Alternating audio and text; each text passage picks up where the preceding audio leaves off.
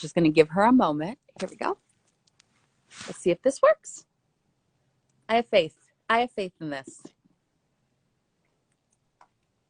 Okay, there it is. Yay. It's just about trying and trying again.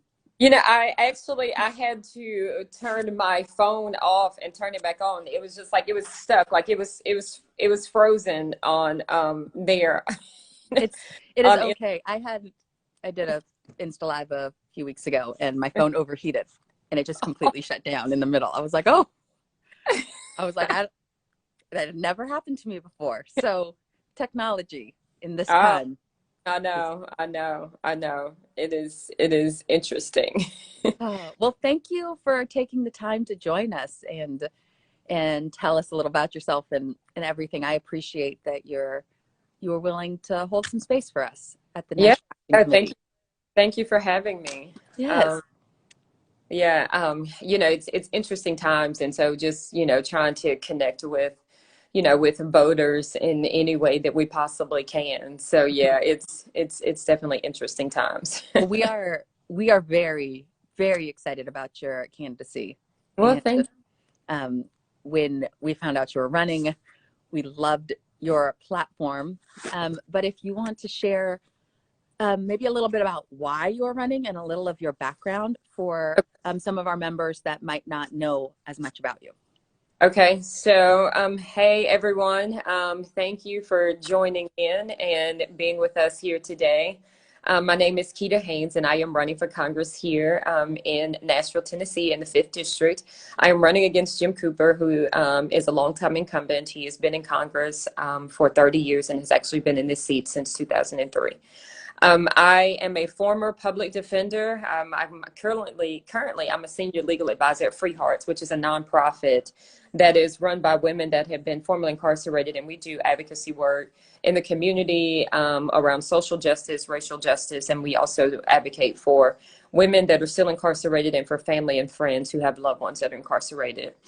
And so just a little bit about myself. I'm originally from Franklin, which is 20, 30 minutes down the road from here. But I've been here in Nashville since 2006 when I came home from federal prison after serving almost 4 years for a crime I didn't commit.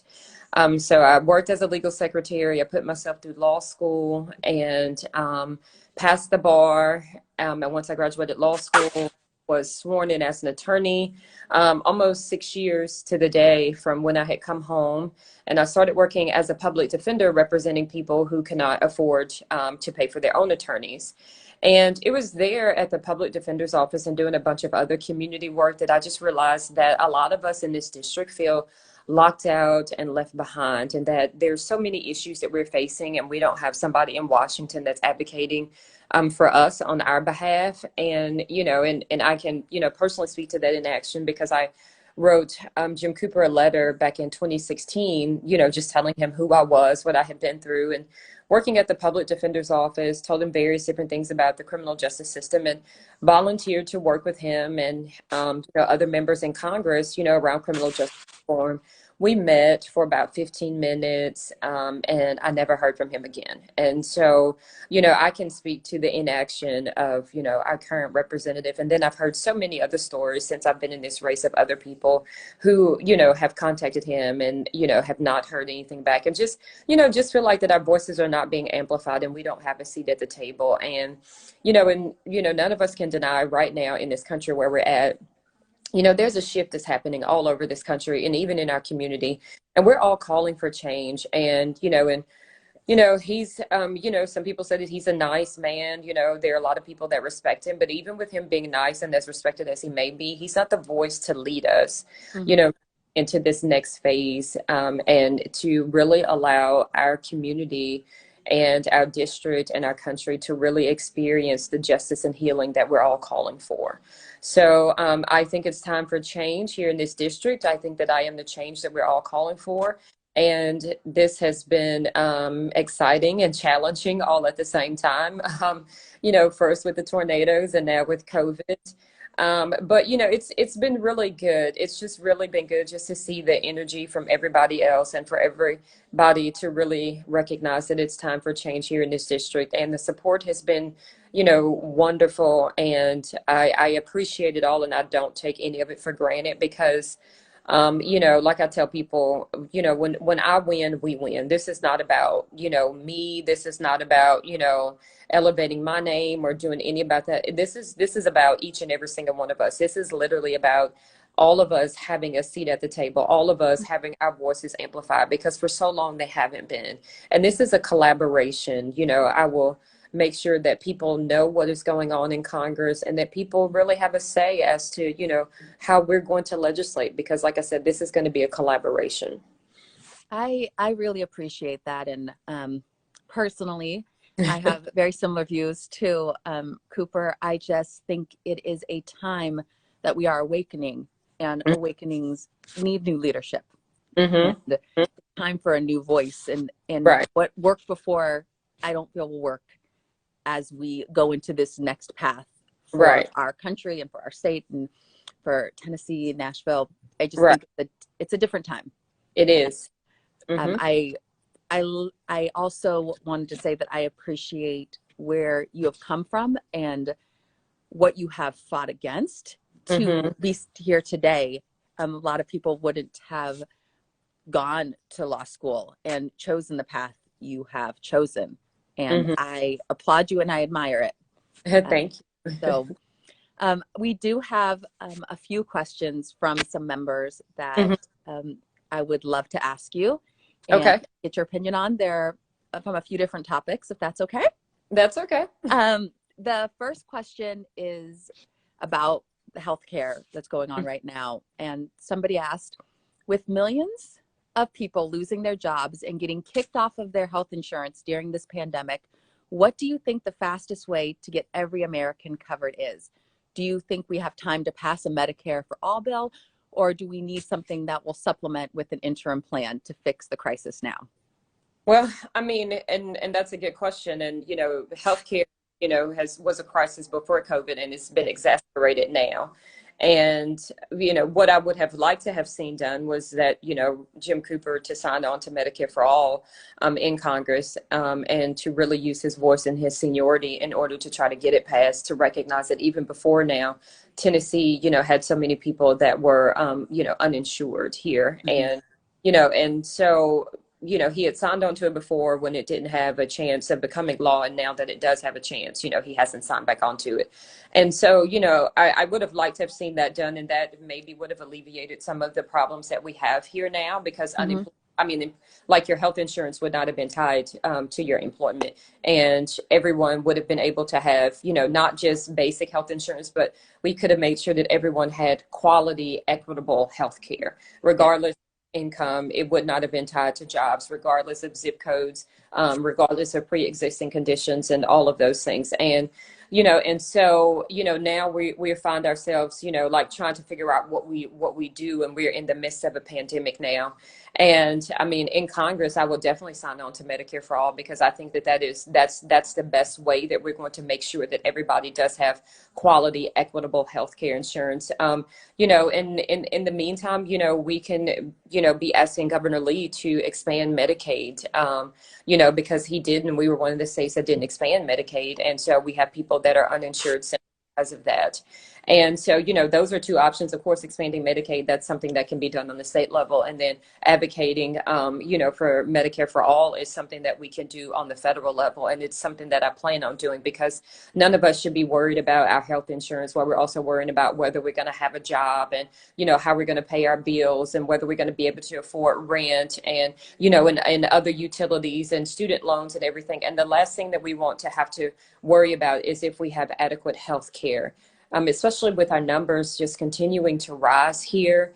I don't, they said there was going to be a second wave. And like I tell people, I'm not sure we even got out of the first wave here, So, I agree.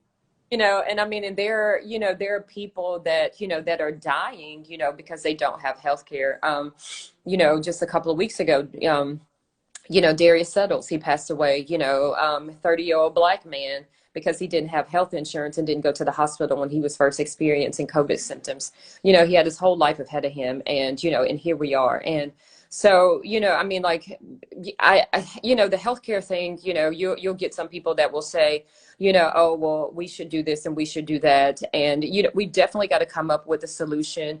You know, now's not the time to be pointing fingers at who's doing what and who's not doing what. Now is the time for people that are in positions of power to say, what can I do and how can I help people in my district that don't have health insurance? And you know, and that's, we don't have that right now. Because again, you know, we can all fault Bill Lee for not expanding Medicaid, but what is that going to get us? It's not going to get anything. If you are in Congress and you have the opportunity to sign on to Medicare for all, and you know that that's going to make sure that everybody does have health insurance, or if you don't believe in that and you think, well, the Republicans are never going to go for this, well, then use your seniority and come up with something else, you know, that you think that they may go for, you know, and try to get that through until we can get that. But we don't need somebody in Congress that's not going to act, though, and that's what we have. And so, you know, it's just so unfortunate that, you know, in the middle of a crisis, in the middle of a pandemic, where so many people are without health insurance, and this is a health crisis, that we have a representative who is, you know, not acting. And that is, you know, again, the reason why we said it's time for change, because we need somebody that understands, you know, these issues. You know, I've been fortunate enough to have, you know, healthcare, but if I was to lose my job, I wouldn't have it either. And you know, and I don't, you know, I'm not sure that he really understands that. I mean, because, you know, I mean, like, he has great health insurance and has always had great health insurance because he's always been in Congress. And, you know, and those of us who have health insurance that's tied to our job, and at any moment we could lose our job and lose our health insurance, you know, like, these are serious issues. And we need people that understand that in Congress. I agree.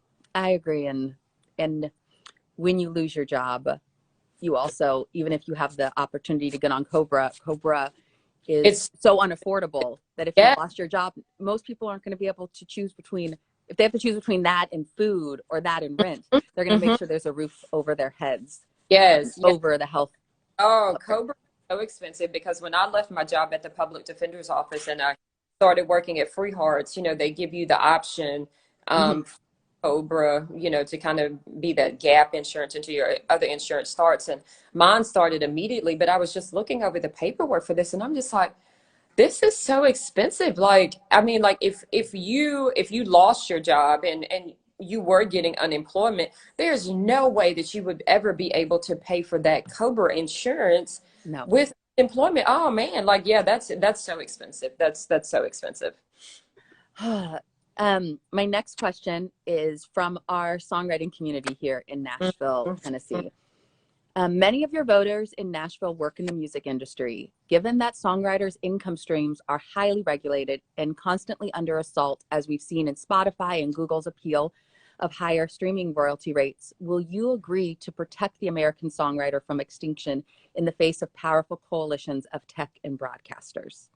Absolutely. And that's one of the biggest things, you know, with me and my campaign. It's about us, and it's about us, and it is literally choosing people over profits and people over politics. And so if we have songwriters that are being taken advantage of, you know, with these big companies, these big corporations, I mean, they're already getting tons and tons of money. And if we have songwriters that are, you know, being taken advantage of, then that's not the way that it's supposed to be. And so, like I said, you know, when we first came on, that this is, you know, I really look at, you know, being in Congress and doing anything, like, I look at it as a coalition. And you know, I'm not a songwriter, so I don't understand, you know, the issues, you know, that songwriters experience. And that's why I say it has to be a coalition, because I don't know everything when it comes to every single thing. And so when it comes to those types of things, I want to be able to get some songwriters together and be like, hey, what's the issues? What's going on in the songwriters community? And let's figure out how we can protect you guys. And let's figure out what legislation we can draft in order to make sure that you are protected, in order to make sure that you're getting the money that you deserve for putting in your hard work for writing these songs. Because if it was not for songwriters, I mean, the music industry would not exist, because they're the ones, you know, that are behind the scenes, that are keeping it going. And so we want to make sure that they're protected, and not these big, you know what I'm saying, organizations and these big corporations. We want to make sure that the people that are on, you know what I'm saying, that are behind the scenes, that are doing the work, that is making sure that this is working the way that it should be working, that they're protected and they're not taken advantage of. And that's why I say this is a coalition that we're going to have. And, you know, and whatever, you know, we need to do to make sure that songwriters are protected, and particularly here in Nashville, because that's huge. You have a lot of people that move to Nashville that are, you know what I'm saying, that are writing songs and they're first getting their start. And so, you know, and now, you know, a lot of people aren't even working now. And so, Yeah. you know, and particularly in the music industry, you know, the music industry has taken, you know what I'm saying, you know, a huge hit. And it's, you know, and it's those people that are behind the scenes, the ones that are impacted the most, because, you know, people are streaming more. So, you know, Spotify and everybody, they're still, you know, getting their share, because they're still charging you to sign up to get your Yes. membership. But, you know, it's the songwriters that are not, you know, getting the things that they need. And like I said, it is so important that we are protecting the communities that are underserved. And, you know, and it's not, you know, and when I say that, I don't mean, you know, just Black, brown, low income communities, but the songwriter communities too, because their voices are being heard in a lot of these things too. And so what I want to do is stand right beside them and amplify their voices, because they're feeling like that their voices are not being heard, and they're feeling like that they're being taken advantage of too. And that's what this whole campaign is about. All of us that have felt locked out and left behind, and felt like that, you know, big industries, you know, and big corporations and systems are leaving us behind, and they're locking us out and taking advantage of us. This is our moment. This is our time, you know, for our voices to be amplified, and for us to stand up, and for us to get the dignity and respect that we need. I appreciate that answer as somebody who is also a songwriter. So, Mhm. Yeah, I um, mean, and you know, and it's real though, because I saw your questions, you know, when you sent them over, and I'm just like, God, you know what, like I never even really thought about that. And so you know, these questions are really good, because we all come from different walks of lives, and mhm. you know, and I mean, my wheelhouse is my wheelhouse, but when somebody else brings something to my attention, I'm just like, oh my gosh, like this is happening to people, like this is unheard of, you know. So it's good. And that's why I say, you know, it will definitely be a collaboration, because we want to make sure that everybody's feeling like that they're part of everything that we're doing. Well, I appreciate that you want a coalition and you want to hear from us, because you are correct. Like, not everybody knows everything or knows all people's jobs, but to have us be heard, that's Mm-hmm. what that's what I would like. Yes, Um, yes, the next absolutely. question is, what is your stance on the issue of defunding the police, and how do you think we can make all races in our state and in our country feel safe? Yeah, so when it comes to defunding the police, I am all for reallocating funds from the police department, from the military, from the Pentagon, and reallocating those funds, you know, where they need to go, in affordable housing, in education, in you know, services for people that have been formerly incarcerated, you know, into the economy, you know, into infrastructure. Because I mean, like, you know, in certain places we look around here, you know, in Nashville, and I'm sure it's all over the country, there are so many places that don't have sidewalks, and it is unbelievable to me. Like it's completely unbelievable to me. Like, we've been out putting out yard signs, and you know, we go down like Neely's Bend, and there's so much traffic, and you know, we're seeing people like walking to and from work and everything, and there's no sidewalks, and even in North Nashville and various different places. And so, you know, we can reallocate funds, and we can invest in our community. And so I believe that where we're spending our money shows where our priorities is. And this country priorities needs to be back on the people, and that's not where it's at. And so we need to say prioritizing people over, you know, giving all of this money to the military, giving all of this money to police departments, because they don't need all of this money in order, you know, for them to function. And we need to start reimagining what policing looks like, because policing looks different for each and every single community. And so we need to start, you know, having those conversations with people in the various different communities, and to say, you know, what is it, how is it, you know what I'm saying, that you want to be policed? What is it going to make you feel safe? Mhm. And, you know, then work towards that, because you know, there can't be this whole one size fits all, because people have different relationships, you know, with the police department. And so when we're talking about what's going to make everyone safe, we have to take into account that, my experience may not necessarily be somebody else's experience. And so, a young Black male, who is policed simply because of the color of his skin may not have the same experience with the police officer, as a young white male. Yeah. And because it's not the same experience doesn't mean that it's wrong. It's just that it's a different experience. And I think that we have to give validation to each and every single experience before we really start talking about what it is that we can do in order to make everyone safe. And right now, we're in this moment where people are listening, to the communities that have been silenced, that have been, underserved for so long. And so that's a start, is that people are listening. We are talking about, having conversations with defunding the police and the military and reallocating these funds into what really will make our communities safer. Because if we're putting money into education, then we have the opportunity to dismantle, the school to prison pipeline. Yeah. And when we do that, there won't be a need for as many police officers, there won't be a need for, police officers, in the schools. And, and when we are investing money into safe and affordable homes, then there won't be a need for that. When we're investing money into infrastructure, there won't. So I think that, none of these issues, none of these situations, I don't think that they operate, in silo. And, I think that all of these issues, that they're, interconnected, and that we have to deal with all of them. And when we start to deal with all of them, then we will start to deal with, reimagining what, policing looks like and what it really, is going to take for all communities to feel safe. I appreciate that answer. I have one more question for you. Okay. With the West Coast seeing an alarming increase in forest fires, Atlantic and Gulf coasts, states getting destroyed by increasingly stronger hurricanes every year and sea levels rising, do you agree that climate change is the greatest crisis facing not just our country, but our world right now? And if so, what will you do to help save us and get us out of this dire situation? So climate change is definitely an issue, and it is definitely a threat, to our world. And it's no longer a problem that we can put off that is in the future. It is a problem that is here now. And we need to start dealing with it, like you said, with the wildfires, with the hurricanes, even with, the unprecedented, strong tornadoes and things that we're even seeing here. Because I was watching something on some show that talked about how,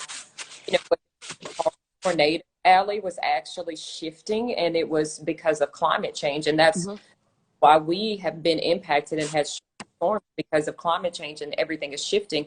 And so those are things, that I think that, that we need to be looking at, all across this country. And, they've been talking about in Congress, when it comes, to the Green New Deal. And that is definitely something that I would, be signing on to, because, we've got to figure out, where we are, and we've got to get, to renewable and, and zero, carbon emissions, that's, we've got to do it. I mean, like, I remember growing up, and like in, reading about like all of the continents, and there was Antarctica, and, and we know that, Antarctica is, it's snow and it's ice and all of those things. And now to, literally I'm 42 now, and to be reading articles about, how it's melting, and how it's melting at such a high, a high rate, is just unbelievable to me. Like, growing up, you never even thought that this was something that was even possible. And, here we are. And so, those are things, that we definitely have to look at. And so when we're also talking about, the climate, and we're talking about environment, we also have to go further, and we also have to look at, when we're talking about, environmental justice. And we need to look at those too. And we need to look at, the communities that are, disproportionately impacted by our environment as well too, and deal with those things. Because here in this district, we have those issues, just over in North Nashville, I mean, they built an interstate through there, and, and so that has, issues with the air quality over there. Yeah. And there was, literally like a few months ago, before everything shut down, there were issues over there with like the air quality, the landfill, and it's smelling over there. And, Donald Trump has cut back, like EPA standards, everywhere. There are water issues in Dixon and, Cheatham County. And so, these are all things that we need to be looking at too when we are talking about the environment, because we want to make sure that people in our district and our communities are able to live a healthy life and able to thrive. And, and so those types of things are keeping people from being able to do that as well too. And so we really need to, look at that. And then just, just on a national scale, I mean, like they still have a water crisis in Michigan. Why? I mean, like, why is that? Why do they still have a water crisis, in Michigan? And I know that, Representative, Rashida Tlaib, she's fighting, tooth and nail to deal with that. But, this is the United States of America. Like, and it's just like, why are we having these problems? Like, why are these problems even politicized? These are people problems. And this is why we need to put people over politics, people over party, people over corporations. And like I said, and we need to make sure that, that people are really going to be able, to experience healing and justice, not just in our community, but, all across this United States. And so for me, that's what it's about. It's, this campaign, it is really a people first campaign. And that's what it's about. It's about us in this district. And like I said, and just making sure that we all can live and thrive in the manner that, that we all have envisioned all of our lives. Well, I appreciate that answer, and I have known some of the stuff, and even with the tornado, it affected a lot of North Nashville and didn't get the help as fast as other areas. So I think things are disproportionately affected, and it's good to pay attention to that. And I definitely appreciate you also taking the time to, I know this is the last week, I believe, of early voting. So it is. We are getting down to the wire, but for anybody, we support you, and we wanted to make sure people could hear your voice in this time when we can't have as many public forums and people can't gather. We wanted to make sure to have people learn more about you, and so that they can vote for you, so that they know there's an option. For change. Yes, thank you so much. Thank you for that opportunity. And so, yes, early voting goes through Saturday, August 1st. So for those that have not early voted, you still have a little bit of time. I would suggest that today is probably the better day to go out and do it, because it is, we've got storms off and on here today and tomorrow. And so, and even Saturday. Today is the last day to request an absentee ballot. So if you were thinking about doing that because you don't want to get out because of COVID, we completely understand that. So we would ask that you probably should request your absentee ballot.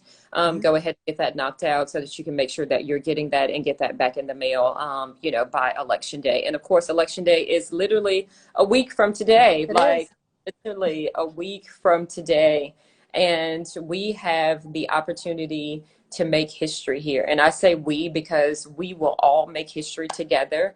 And we have the opportunity really to have someone who is going to be more representative of who we are in Congress, and someone who is going to make sure that, we all have a seat at the table, and that our voices, will be amplified. In my mind, I have this vision of us, all just like locking arms and, and just really taking care of each other. And, my issue is your issue is my issue. And, none of us are free until all of us are free.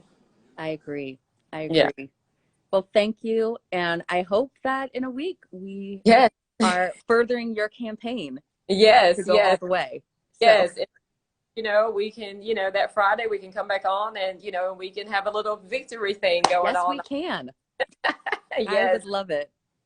All right. Well, thank you so much for inviting me on. Thank you so much, and have a beautiful day. You too. Thank you so much. We'll talk soon. Yes, we will. All right. Bye.